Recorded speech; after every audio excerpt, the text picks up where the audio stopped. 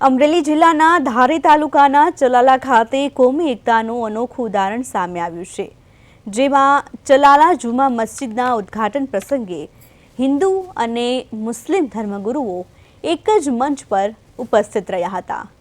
આ પ્રસિદ્ધ દાન મહારાજની જગ્યાના મહંત સંત વલ્કુ બાપુએ કાર્યક્રમમાં હાજરી આપી કોમી એકતાનો મજબૂત સંદેશ આપ્યો હતો।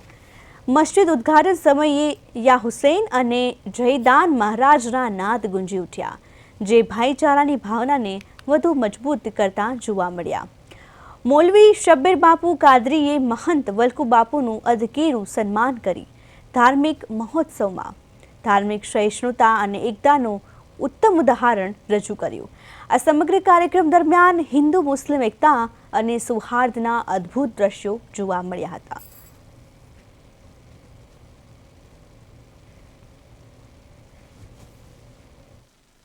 આજે દેવભૂમિ સંતભૂમિ એવી અંશાવતાર પૂજ્ય શ્રી દાન મહારાજની તપોભૂમિ આજે ચલાલાના આંગણે સમસ્ત સુન્ની મુસ્લિમ સમાજ દ્વારા જે જુમા મસ્જિદ બનાવવામાં આવી છે એનું ઉદ્ઘાટન કરવામાં આવ્યું।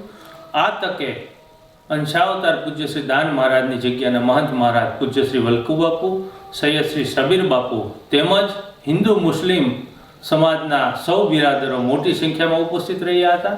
આ તકે વિવિધ સમાજના આગેવાનો પ્રમુખશ્રીઓને પણ આમંત્રણ આપી ખાસ હાજર રાખવામાં આવ્યા હતા। આ કાર્યક્રમનું સફળ આયોજન પ્રમુખ શ્રી હુસૈનભાઈ કાલિયા, ઉપપ્રમુખ શ્રી ઇકબાલભાઈ બેલીમ દ્વારા કરવામાં આવ્યું હતું, તેમજ નગરપાલિકાના પ્રમુખ તરીકે અમારું પણ ત્યાં સન્માન